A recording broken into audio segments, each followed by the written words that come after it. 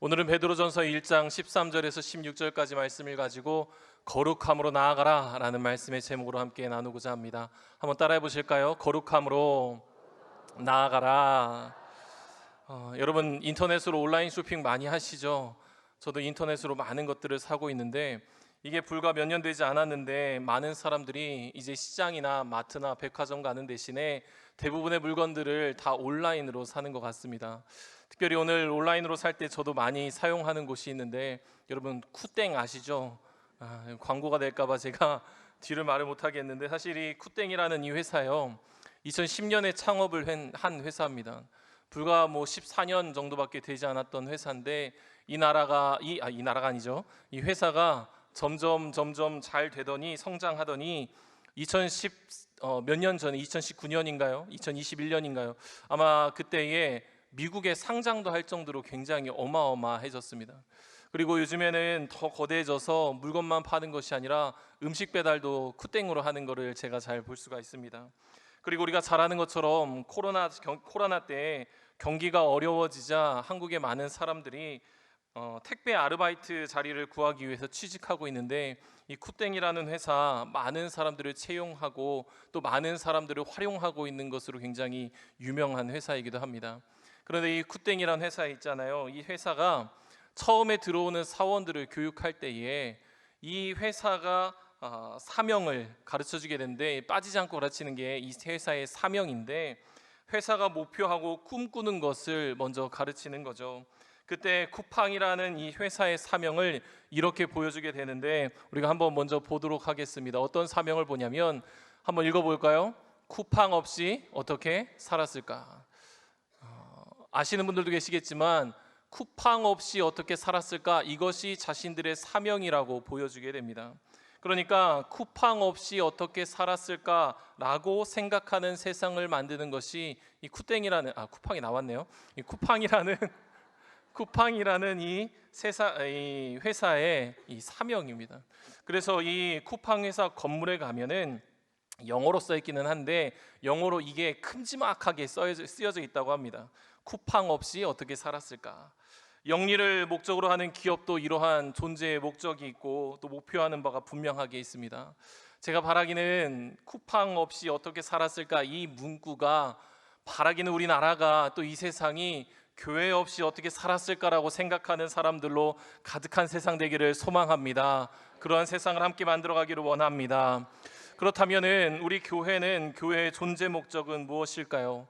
우리 성도들은 어떤 목표를 가지고 어떤 목적과 이상을 가지고 신앙생활을 하고 있을까요? 더 쉽게 바꿔 말하면 우리 그리스도인들은 어떤 꿈을 가지고 있고 어떤 이상을 가지고 이 세상을 살아가야 할까요?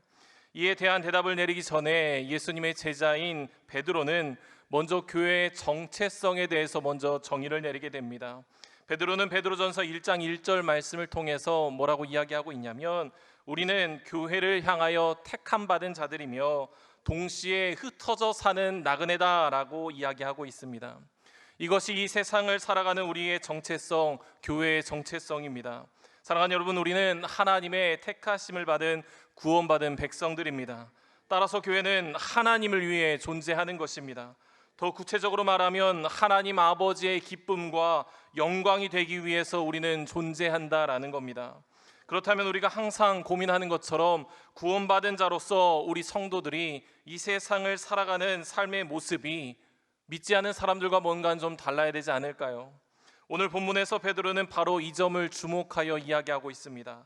하나님의 택함을 받은 백성으로서 우리는 이 세상과는 분명히 다르게 살아가야 된다라고 이야기하고 있습니다. 그래서 오늘은 본문을 중심으로 그렇다면 어떻게 다르게 살아가야 되는지를 말하고 있는지를 함께 살펴보고 삶에 적용하는 시간을 갖고자 합니다. 오늘도 말씀이 한 절 한 절 들려지고 새겨질 때에 말씀대로 살아가는 저와 여러분들 되시기를 다시 한번 주님의 이름으로 축복합니다. 먼저 13절 말씀을 함께 읽고자 합니다. 우리 13절의 말씀입니다. 함께 읽겠습니다. 시작. 그러므로 너희 마음의 허리를 동이고 근신하여 예수 그리스도께서 나타나실 때에 너희에게 가져다 주실 은혜를. 아멘. 여러분 이 말씀 보면은요 그러므로라는 말씀으로 시작합니다. 그러므로라는 말은 뭐냐면 너희가 구원받은 백성 아니냐, 그러므로 앞으로 다음과 같이 살아가라라는 그런 말을 하고자 나온 접속사입니다. 어떻게 살아가자고 이야기합니까? 너희 마음의 허리를 동이고 근신하여라고 이야기합니다. 그러면 마음의 허리를 동이고 근신한다는 거 무슨 뜻일까요?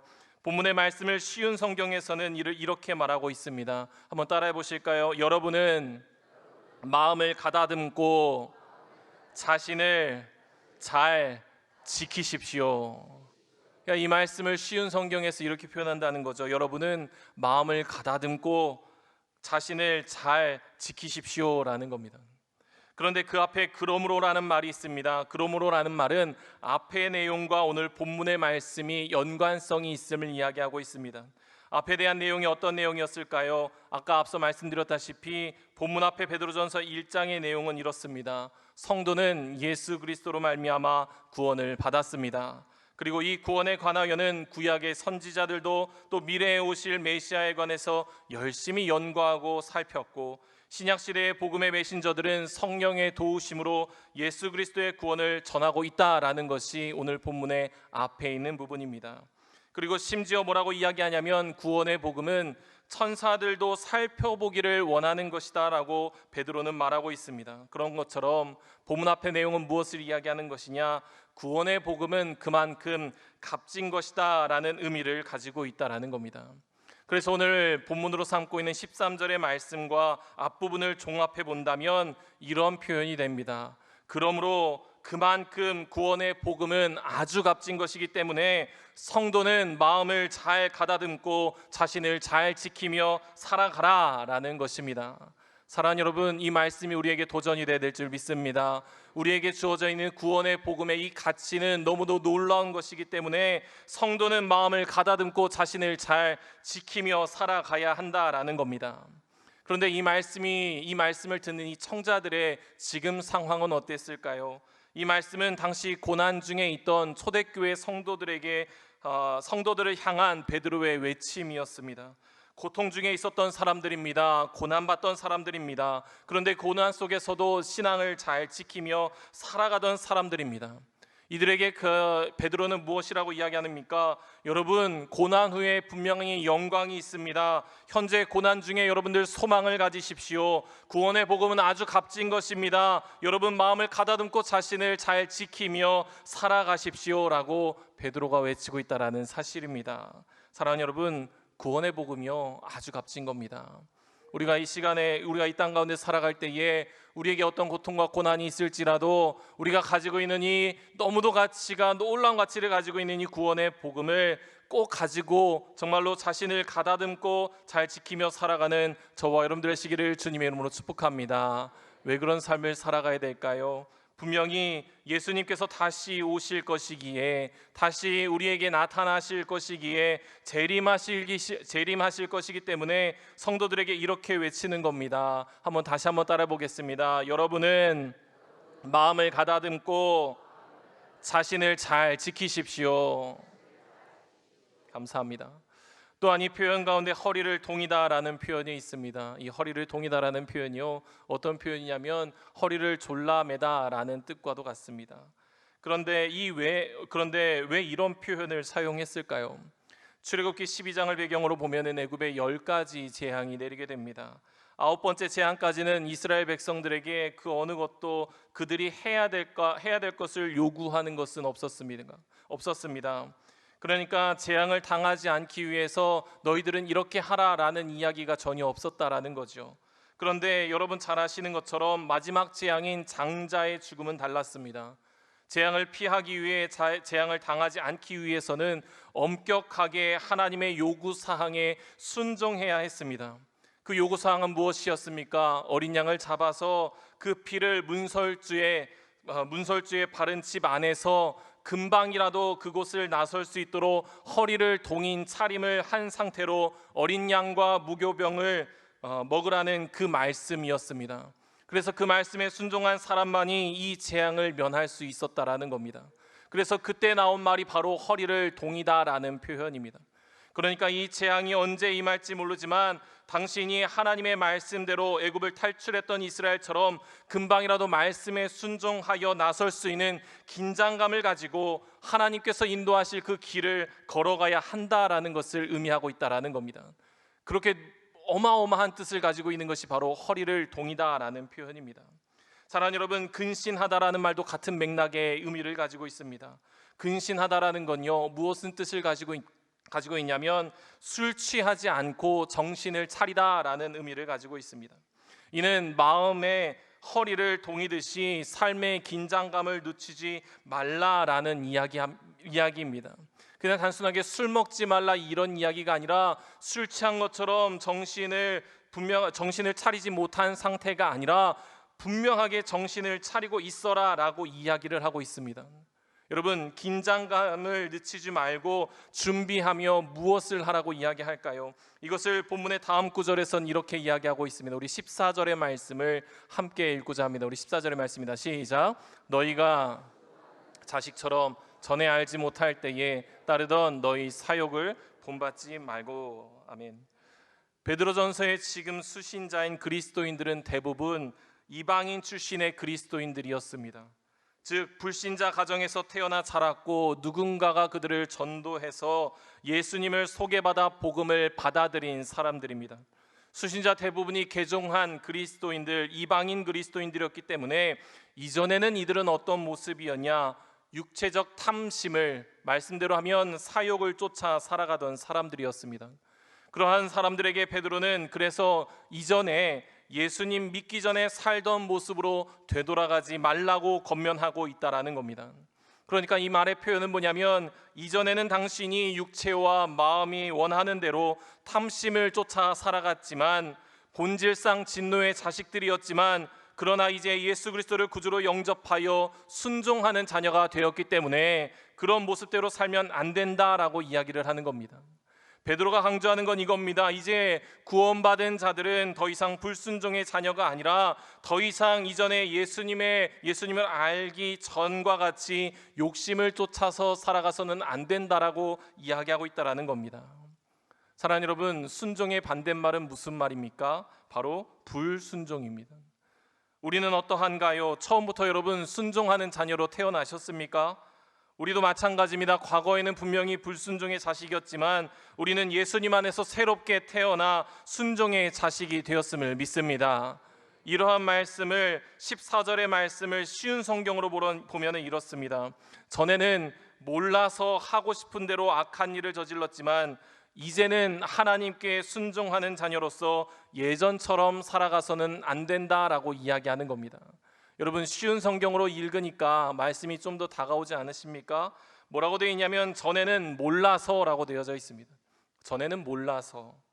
하지만 지금은 어떻다라는 겁니까? 전에는 몰랐지만 지금은 안다라는 것을 이야기합니다. 몰라서라는 핑계가 지금은 통하지 않는다라는 겁니다. 여러분, 왜 핑계가 통하지 않습니까? 예수님을 믿을 때에 우리 안에 찾아오시는 성령 하나님께서 죄를 능히 이길 수 있는 새로운 마음과 새로운 힘을 주시기 때문입니다. 그러니까 예수님을 만나기 이전의 삶과 예수님을 만난 이후의 삶은 분명한 구분이 있어야 된다라고 이야기합니다. 이것을 베드로는 이렇게 표현하는 거죠. 우리가 순종하는 자녀가 되었다라고 이야기하는 겁니다. 즉 이제는 우리는 하나님의 자녀가 되었습니다. 다시는 죄의 더러운 구덩이로 돌아갈 이유도 없습니다. 그리고 하나님의 자녀가 되기 이전의 모습으로 돌아가서도 안 됩니다. 우리는 하나님의 순종하는 자녀로 살아가야만 합니다. 그리고 하나님의 순종하는 자녀로서 예전처럼 살아가서는 안 된다는 것을 이야기하면서 예전처럼 돌아가지 말고 이렇게 살아라라는 것을 구체적으로 15절과 16절의 말씀에서 이야기합니다. 우리 15절과 16절의 말씀도 함께 읽도록 하겠습니다. 시작. 오직 너희를 부르신 거룩한 이처럼 너희도 모든 행실에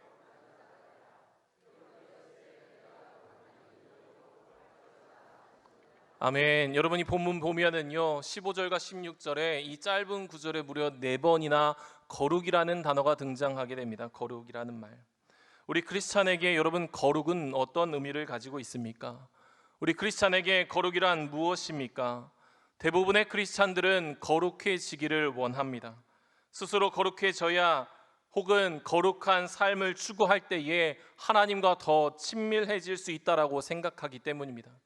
그래서 우리가 입버릇처럼 하는 이야기가 거룩이라는 말을 입에 달고 살아갑니다. 문제는 거룩이라는 이 말을 자주 듣고 있고 자주 생각은 하지만, 그리고 말로 표현하지만 진심으로 거룩해지기 위해서 자기 자신을 절제하거나 훈련하지 않는다라는 것이 문제입니다.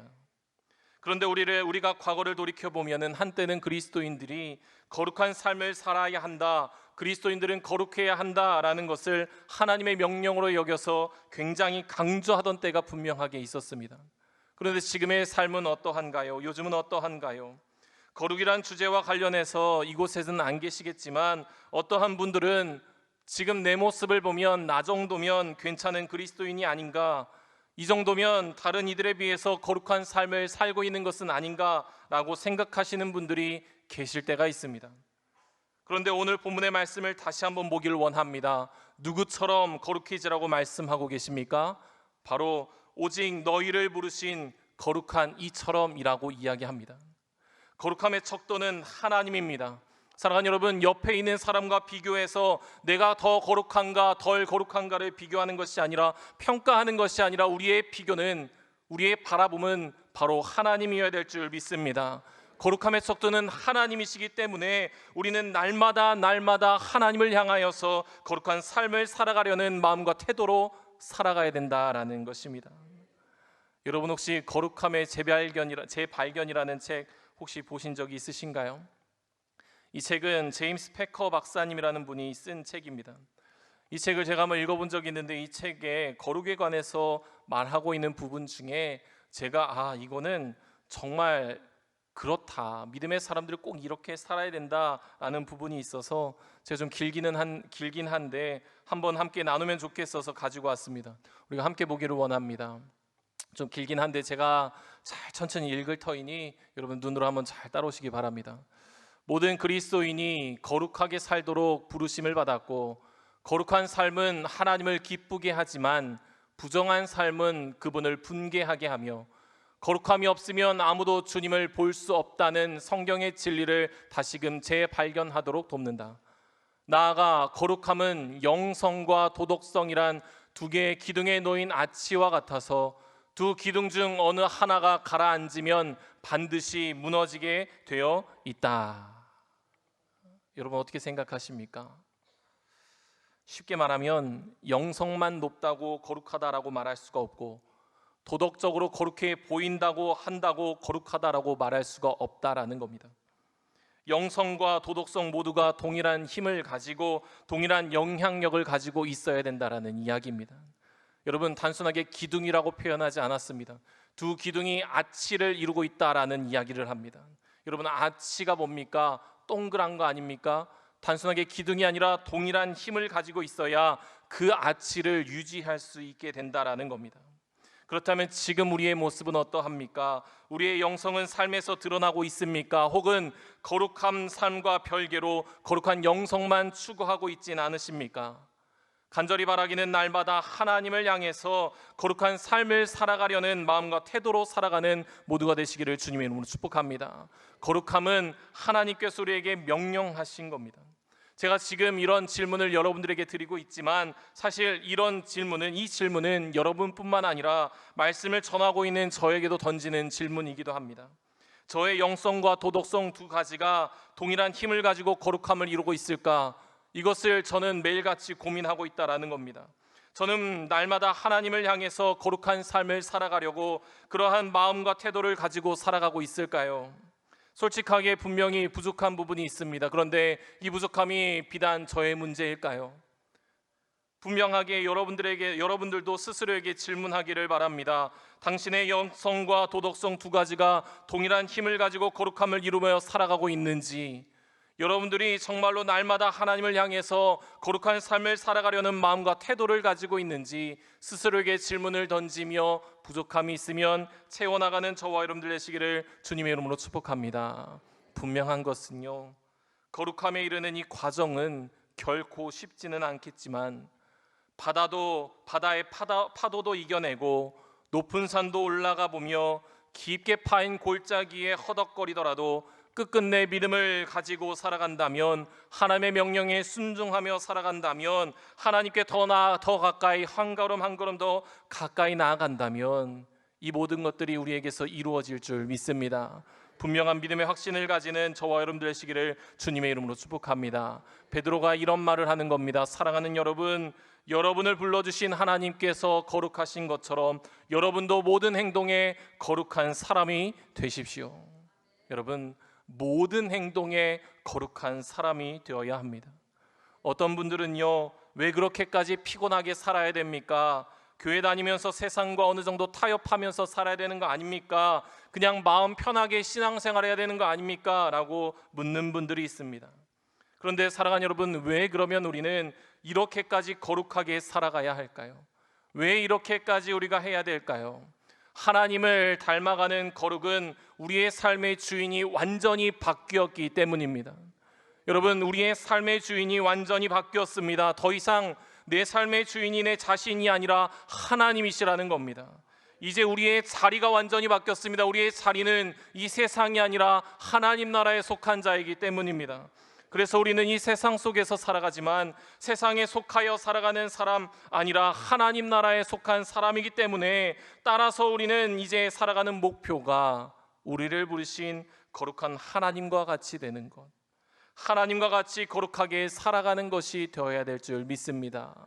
여러분, 하나님께서 거룩하시기 때문에 우리도 거룩해져야 되는 겁니다. 하나님께서 하나님의 형상대로 지음받은 우리이기 때문에 우리가 거룩하게 살아가야 된다라는 겁니다. 베드로는요, 이러한 삶을 살아가기 위해서 무엇이라 이야기하냐? 세상을 본받지 말아야 된다라고 이야기하며 모든 행실에서 하나님의 거룩한 백성답게 살아가라고 이야기하고 있는 겁니다. 모든 행실에서 하나님의 법에 순종해야 되며 예수 그리스도의 성품을 닮아가기를 힘쓰는 삶을 이야기합니다. 여러분, 구약에서는 거룩함을 구분됨, 분리됨이라고 설명하고 있습니다. 그러니까 무엇이냐면, 하나님의 백성으로 하나님의 민족으로 선택받은 유대 민족은 다른 민족과 혼합되지 않고 구분되어 분리되어 하나님의 말씀을 온전하게 지켜야 했습니다. 그것이 그들에게 주어진 명령이었습니다. 그래서 이방 족속과 그들은 거리두기를 실천했던 겁니다. 물론 그 명령을 완전하게 수행하지 못했습니다. 그래서 그들에게는 심판과 벌이 있었지요. 그런데 말이죠, 우리가 어떻게 절대적으로 거룩함으로 분리되어 살아갈 수 있을까요? 감사한 것은 하나님께서 지금 이 시대를 살아가고 있는 우리 모두의 수준을 알고 계시는 것 같습니다. 우리가 하나님의 거룩이라는 영역으로 스스로 갈 수 없기에 하나님이 우리에게 찾아오셨다라는 겁니다. 이제 이 세상 안에서 우리가 그분에게 나아가기 위해서 우리가 할 수 있는 수준의 거룩을 알려주시고 그것을 행하도록 하셨다라는 겁니다. 그것이 우리의 거룩이 된다라는 거예요. 그래서 거룩이라는 것을 조금 더 우리가 이해하기 좋은 표현으로 바꿔보면 구별이라는 표현으로 이야기할 수가 있습니다. 여러분, 구약에서는 분리를 이야기했다면 신약에서는 거룩함을 구별됨이라고 설명하고 있습니다. 분리가 아니라 구별이라는 겁니다. 예수 그리스도를 구주로 모시고 예수 그리스도를 믿음으로 하나님의 자녀가 된 우리는 이 세상에서 분리되어 살아가는 것이 아니라 세상의 구성원으로 살아가지만 분명히 구별된 사람으로 살아가야 할 줄 믿습니다. 지금 이 시대를 살고 있는 신약 시대의 그리스도인들, 오늘을 살아가는 그리스도인들은 온 세상에 나아가서 구별된 자로 있어야 된다라는 겁니다. 그런데 우리가 잘 알지요. 구별되어 살아간다는 것은 그저 겉모습이 근엄해 보이는 것을 구별이라고 이야기하지 않습니다. 거룩을 단순하게 말로만 한다고 구별됐다라고 이야기할 수가 없습니다. 세상 사람들과 구별되는 삶이 거룩이라는 걸 분명하게 기억해야 됩니다. 쉽게 말씀드리면 그리스도인의 거룩은 하나님의 성품을 닮아 하나님의 뜻대로 행하며 사는 모습을 구별됨이라고 이야기한다라는 겁니다. 간절히 바라고 원하기는 베드로가 이러한 모습을 이루기 원하는 간절함에 외치는 이 소리가 우리 모두에게 들려지기를 소망합니다. 베드로가 뭐라고 이야기합니까? 사랑하는 여러분, 여러분을 불러주신 하나님께서 거룩하신 것처럼 여러분들도 모든 행동에 거룩한 사람이 되십시오. 여러분, 제가 이 말씀을 다른 이야기를 하는 게 아니라 오늘 본문을 쉬운 성경으로 이야기하면 이렇게 되는 겁니다. 여러분, 여러분을 불러주신 하나님께서 거룩하신 것처럼 여러분들도 모든 행동에 거룩한 사람이 되십시오. 영성과 도덕성 모두가 거룩함이라는 이 가치에 알맞은 그러한 삶을 살아가시기를 바랍니다. 우리가 분명하게 알아야 될 것은 이 거룩해야 한다라는 것은 우리의 선택 사항이 아닙니다. 있어도 그만이고 없어도 그만인 것이 아닙니다. 우리에게 반드시 있어야 합니다. 거룩함을 갖고 세상의 악과 아픔과 슬픔을 없애며 지워나가는 우리의 영적인 무기가 바로 거룩이어야 됩니다. 세상 사람들과 분명하게 구별된 삶, 그것이 우리에게 주신 영적인 무기임을 믿습니다. 성도인 내가 거룩함으로 살아가면 거룩하지 못한 세상의 것들은 지워나갈 수 있게 되는 것입니다. 이것이 하나님께서 우리에게 원하시는 것이라는 거예요. 우리는 영적으로 깨어서 이 거룩함을 위한 영적 싸움을 매일같이 해나가야 합니다. 여러분, C.S. 루이스 목사님 잘 아시죠? 워낙 책들이 많아가지고 많이 들어보셨겠지만 제가 한 글을 가지고 왔는데 이 글에는 거룩이라는 말은 들어가 있지 않습니다. 그런데 이 글을 보면 거룩함으로 나아가야 하는 이유를 분명하게 이야기하고 있습니다. 이 글도 한번 봤으면 좋겠는데 이 글을 잘 보시면 더 긴데 눈으로 잘 따라오시면 제가 읽어보도록 하겠습니다. 천국을 소망하십시오. 천국을 지향하면 세상을 덤으로 얻을 것입니다. 그러나 세상을 지향하면 천국과 세상 둘 다 잃을 것입니다. 우리는 문명 이상의 것을 바라는 법을 배워야 합니다. 문명 이상의 것이 무엇입니까? 문명이 사라져도 남는 영원한 세계, 즉 천국입니다. 천국을 소망하는 깊은 갈망이 세상의 다른 욕망들에 의해서 사라지거나 밀려나지 않게 하는 것이 오늘 여러분이 해야 할 가장 중요한 일입니다. 여러분 어떠십니까? 세상을 지향하면 천국과 세상 둘 다 잃는다고 이야기합니다. 세상의 방법대로 세상에 들어가서 세상처럼 살아가면 우린 둘 다 잃을 수가 있다라는 것을 이야기하고 있습니다. 우린 잃어서는 안 될 것입니다. 사랑하는 여러분, 세상을 지향하지 않는 모두가 되시기를 원합니다. 세상과 구별된 거룩함을 가지고 살아가는 모두가 되시기를 주님으로 축복합니다. 그것이 우리가 바라야 될, 우리가 바라고 있는 저 천국을 향한 온전한 목적과 비전이 될 줄 믿습니다. 우리가 그렇게 살아가야지만이 교회가 없으면 어떻게 됐을까라는 말이 세상에서 들려지게 될 수 있다라는 겁니다. 교회가 세상의 소금과 빛의 역할을 감당할 수 있다라고 믿으십니까? 그러한 역할을 감당할 수 있다라고 확신하십니까? 그리고 그 역할을 감당하라고 명령을 하신 것이 우리라는 사실을 알고 계십니까? 그렇다면 구별되게 살아가십시오. 아니, 저와 여러분들 그렇게 꼭 살아가기를 소망합니다. 구별된 백성으로 살아가는 건 하나님의 택함 받은 백성인 그리스도인이 이 세상에서 갖춰야 될 온전한 소망을 가진 사람들만이 가능한 일입니다. 그리고 하나님의 거룩함을 닮아가고자 애쓰는 사람들만이 가능한 일인 줄 믿습니다. 이 땅에는, 세상에는 죄에 사로잡힌 생각들을 가지고 있는 사람들이 너무너무도 많이 있습니다. 그들의 생각을 우리가 무엇으로 이길 수 있겠습니까? 무엇으로 다시금 예수 그리스도 앞에 데리고 올 수가 있겠습니까? 그것은 바로 우리의 구별된 삶, 그리고 거룩한 삶인 줄 분명하게 믿습니다. 그리하여서 오직 예수 그리스도께서 이 땅 가운데 다시 오시는 그날 우리에게 주실 은혜만을 온전히 바라보며 살아가는 저와 여러분 되시기를 주님의 이름으로 축복합니다. 사랑하는 여러분, 분명하게 기억하십시오. 문명이 사라져도 이 땅에는 이 문명이 사라져도 남는 영원한 세계가 있습니다. 바로 하나님 나라 천국입니다. 우리는 그 땅 가서 살 사람들입니다. 이 땅이 문명에 썩어질 것에 가치를 두며 살아가는 사람들이 절대 아닙니다. 그렇기 때문에 우리는 천국 소망을 가지고 거룩하게 살아가십시오. 우리 옆에 있는 분들에게 이렇게 이야기하겠습니다. 거룩함을 가지고 나아갑시다. 거룩함으로 나아갑시다. 할렐루야. 그래서 그날이 올 때까지 날마다 우리를 불러주신 거룩하신 하나님 앞에, 거룩하신 하나님을 따라 모든 행실에 거룩한 삶을 살아갈 수 있는 저와 여러분들의 시기를 주님의 이름으로 축복합니다.